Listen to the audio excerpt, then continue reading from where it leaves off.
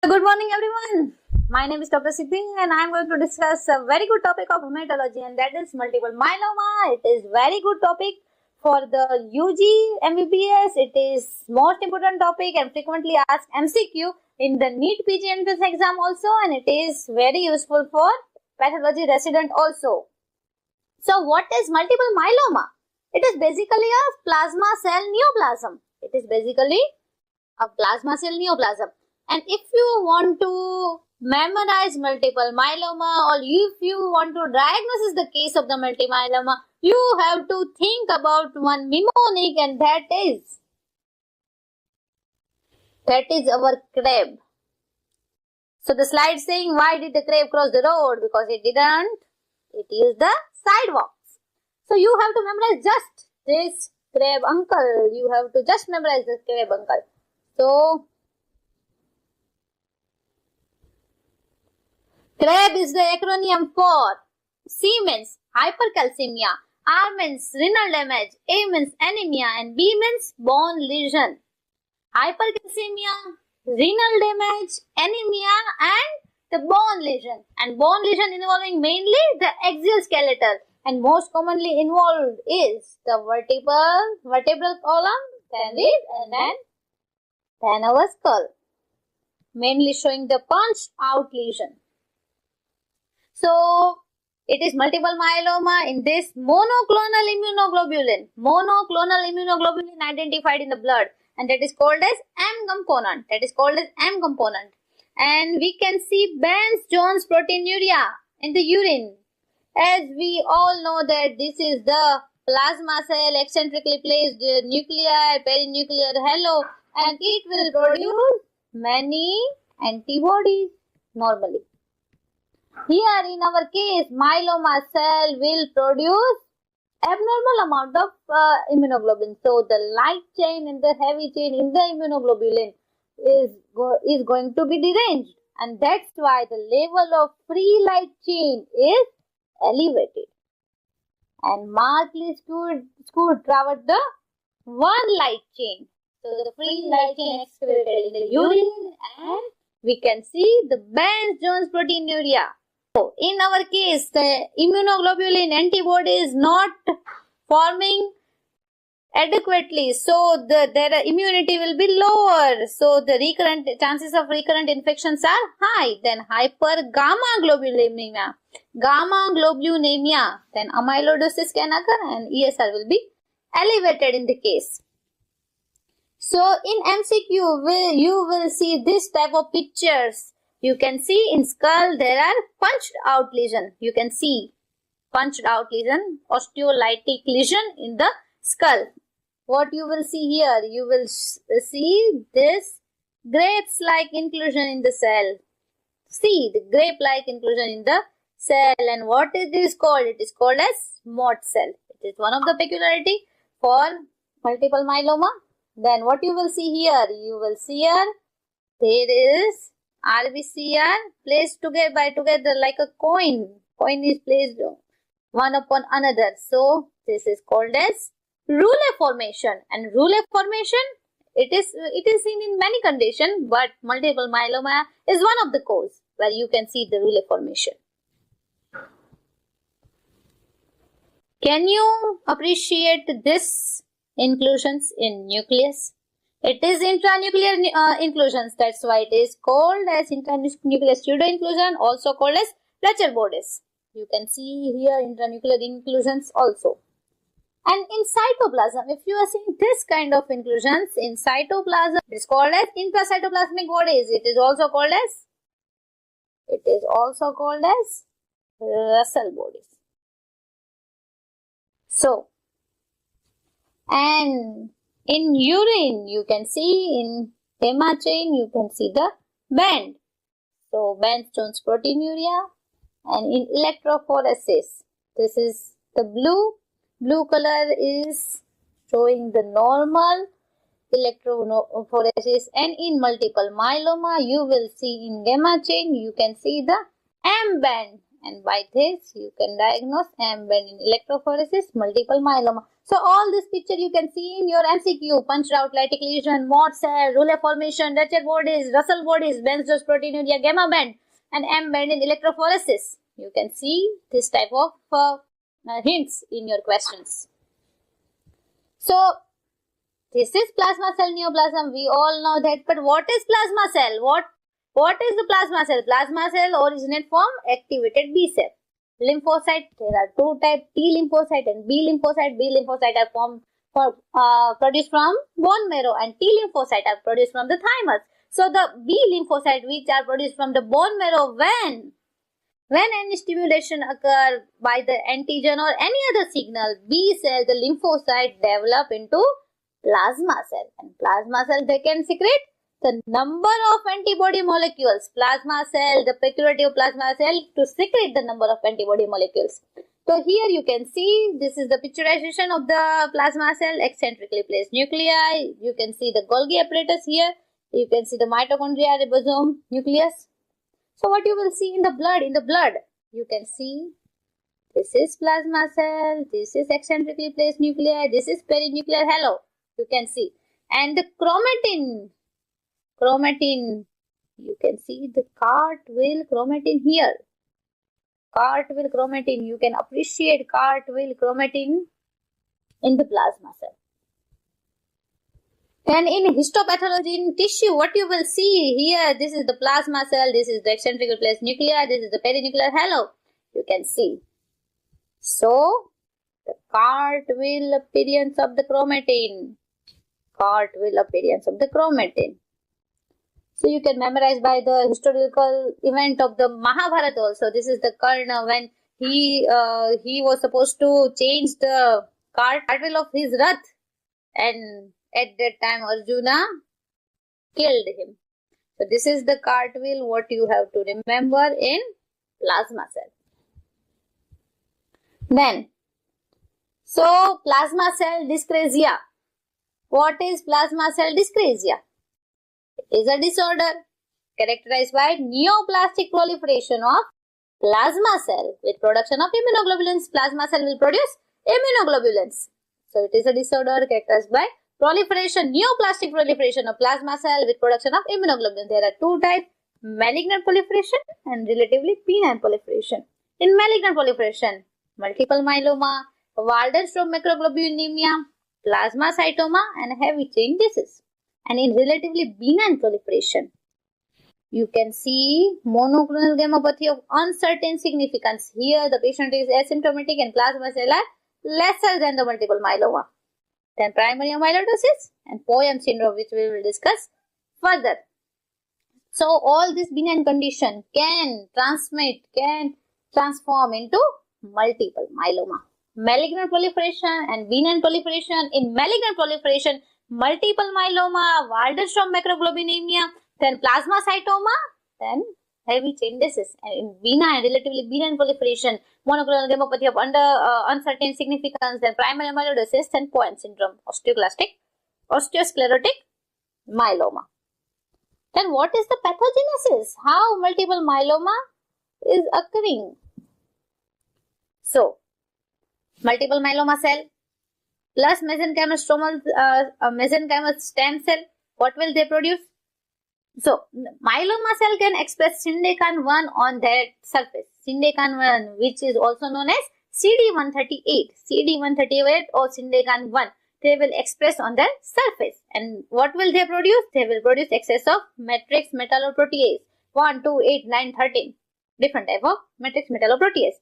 And the main culprit is matrix metalloprotease 9. It will secrete vascular endothelial growth factor A, and as the name suggests, vascular endothelial growth factor means they will produce vessels, and if the vessels are forming means angiogenesis, and new vessels are forming, new angiogenesis, and that's why the spread of multiple myeloma occurs.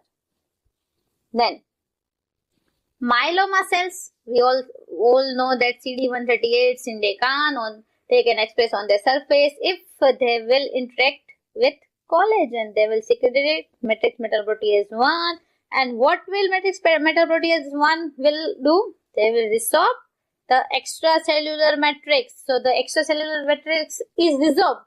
So plasma cell invasion can occur, and this is the pathology for plasma cell leukemia.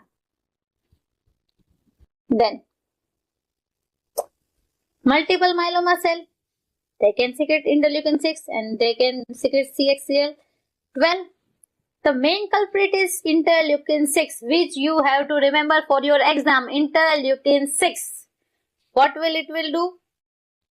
Osteoclastic. It will increase the osteoclast. We all know that in bone there are different type of cell: osteocyte, osteoblast, osteoclast. Osteoclast mainly they will destroy the bone. Osteoblast will help in formation of the bone. So here osteoclastic means they will resorb the bone. They will degenerate the bone, so the lytic bone changes will seen. And CXCL2, it is also have the osteoclastic mobility and bone resorption proliferation, doing lytic lesion in the bone. Then there are many signals in the bone marrow, like T11, 14 abnormality or chromosome 13 abnormality or chromosome 17 abnormality. What their signal do? They will signal to the bone marrow, and they will initiate the plasma cell proliferation in the microenvironment of bone marrow. So first what will occur? Monoclonal gammopathy of uncertain significance, and then if further MGUS will in MGUS further changes in occur in stromal micro environment, myeloma cell can grow and survival will increase, and then myeloma cell can hijack the normal hematopoietic niche to aid the growth and proliferation of tumor cell, and then from MGUS it will turn out to be a multiple myeloma. Again, interleukin 6 is the main culprit, what you have to remember in this case. So normally stromal cell of the bone marrow also secrete the interleukin 6. So what will interleukin 6 do? It will act on GP130, it will act on 2 pathway, Juxtad pathway and RAS-MAP kinase pathway. Juxtad pathway, it is having anti-apoptotic activity. RAS-MMP kinase increase the transcription factor, and both will do the proliferation of the plasma cell. And the plasma cell itself also produces the interleukin 6. So again this vicious cycle is going on and on and on. And plasma cell also produce VEGF that can do angiogenesis. So the main culprit in all the system is interleukin 6. So this is the pathogenesis of the multiple myeloma. Main culprit is interleukin 6. So diagnostic criteria for multiple myeloma. So if we are starting the gym for the new resolution, I think we will be slim and trim at the end of 2047. Okay. So why I am using this slim word? So slim, what it is indicate? Slim means S means 60% clonal bone marrow plasma cell. L means light chain involved raised to uninvolved serum free light chain ratio greater than 100, and M means MRI greater than one focal lesion on MRI study. If any one or more of the following biomarkers, they are indicating multiple myeloma malignancy. 60% clonal bone marrow plasma cell, involved raised to uninvolved serum free light chain greater than 100, or in MRI greater than one focal lesion. These are the biomarker for the malignancy, slim. So what are the diagnostic criteria? Earlier we used the Salmon and Bury criteria. These are older criteria, and now revised International Myeloma Working Group diagnostic criteria for multiple myeloma 2014 are used. In that, clonal bone marrow plasma cells should be greater than 10%. Then biopsy proven bony or extramedullary plasma cytoma. Clonal bone marrow plasma cell greater than 10. Then biopsy proven bony or extramedullary plasma cytoma. And then any one or more of the following myeloma defining event. And what are the myeloma defining event? Remember our Crab uncle. C4 hypercalcemia, serum calcium should be greater than 11. Then renal insufficiency R4. In this, serum creatinine should be greater than 2 mg per dl. Then anemia. Anemia means hemoglobin value less than 10. And in bone lesion, any one or more lytic lesion. So you have to remember just crab and slim. Crab, slim.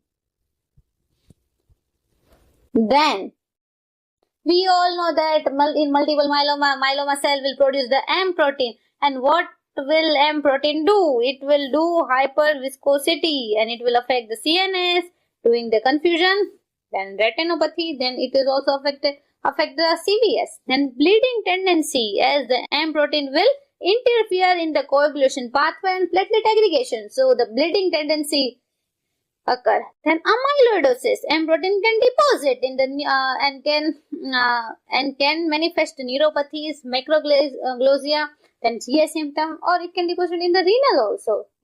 Amyloid deposition in the kidney also. Then POEMS, earlier we discussed. POEMS, P means polyneuropathy, O means organomegaly, E means endocrinopathy, M means M-band, and S means skin changes. Polyneuropathy, organomegaly, endocrinopathy, M-band, and skin changes. So M protein effect is hyperviscosity, bleeding tendency, amyloidosis, and POEMS. So what are the IHC immunohistochemistry for the multiple myeloma? We all know that Sinecan-1 aka CD138 and CD30 is an extremely useful marker for estimation of plasma cell number in the bone marrow.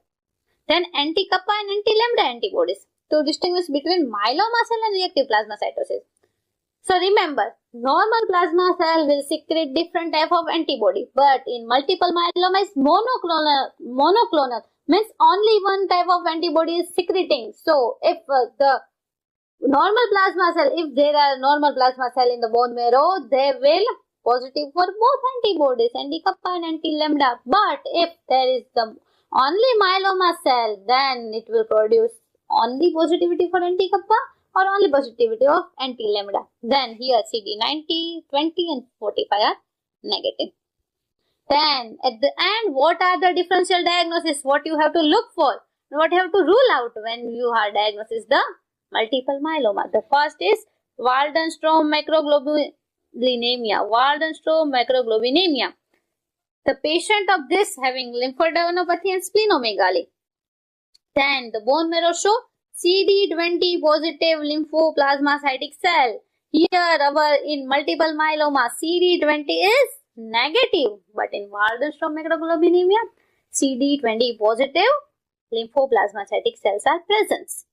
Then reactive plasmacytosis. Normally plasma cell can be present due to any reactive phenomena also. So plasma cells are perivascular and demonstrate both anti-kappa and anti-lambda positivity. But if they are multiple myeloma cell, they will produce only monoclonal positivity. You have to remember that. Then MGUS, monoclonal gammopathy of uncertain significance. Monoclonal gammopathy of uncertain significance, but here the patient is asymptomatic and can have marrow plasma cell fewer than 10%. Then lymphoma associated with monoclonal gammopathy. Here the in multiple myeloma case it will positive for CD138 and CD38. Then metastatic deposit in bone marrow, so it will positive for the epithelial markers. And then SLA with M proteinemia and plasmablastic lymphoma. So these are my reference from where I have taken all the content, and you have to remember in multiple myeloma, you have to just remember the Crab uncle. You must remember. So this is Dr. Siddhi Dave signing off.